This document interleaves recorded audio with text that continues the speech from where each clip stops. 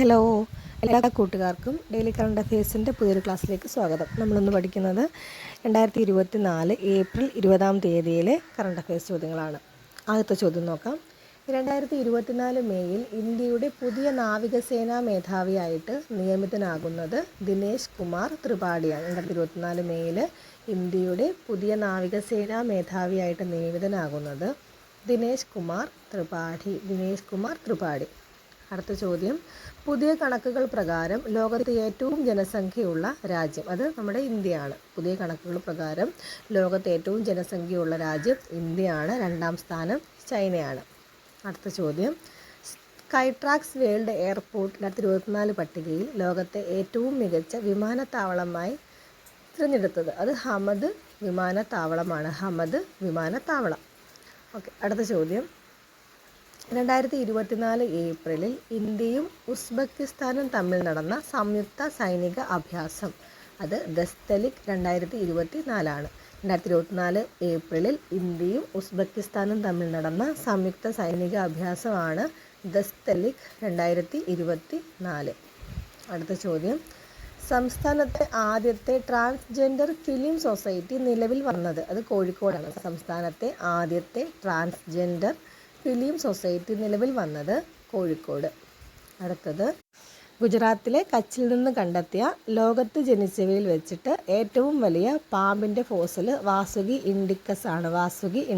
ഗുജറാത്തിലെ കച്ചിൽ നിന്ന് കണ്ടെത്തിയ ലോകത്ത് ജനീവയിൽ നിന്ന് എഴുതിയേക്കുന്നത് ജനിച്ചതിൽ നിന്നാണ്.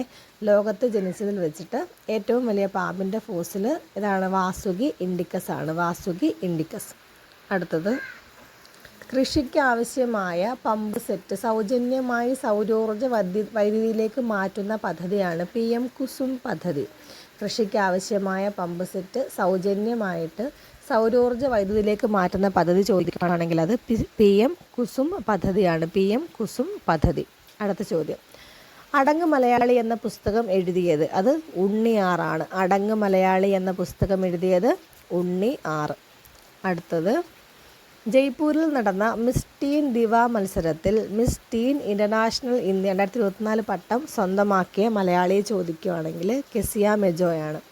ജയ്പൂരിൽ നടന്ന മിസ് ടീൻ ദിവ മത്സരത്തിൽ മിസ് ടീൻ ഇൻ്റർനാഷണൽ ഇന്ത്യ 2024 പട്ടം സ്വന്തമാക്കിയ മലയാളി, അത് കെസിയ മെജോ. അടുത്തത്, നാവികസേനയുടെ മേധാവിയായിട്ട് നിയമിതനാകുന്ന വ്യക്തി, അത് നമ്മൾ ഫസ്റ്റ് ക്വസ്റ്റൻ അതായിരുന്നു. നാവികസേനയുടെ മേധാവിയായിട്ട് നിയമിതനാകുന്ന വ്യക്തി ദിനേശ് കുമാർ ത്രിപാഠി.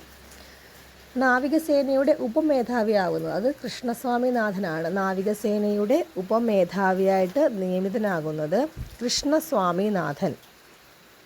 അടുത്തത്, രാജ്യത്ത് മത്സ്യവിഭവങ്ങൾ കഴിക്കുന്നവരുടെ എണ്ണത്തിൽ മുൻപന്തിയിലുള്ള സംസ്ഥാനം ചോദിക്കുകയാണെങ്കിൽ ത്രിപുരയാണ്. രാജ്യത്ത് മത്സ്യവിഭവങ്ങൾ കഴിക്കുന്നവരുടെ എണ്ണത്തിൽ മുൻപന്തിയിലുള്ള സംസ്ഥാനം ത്രിപുര.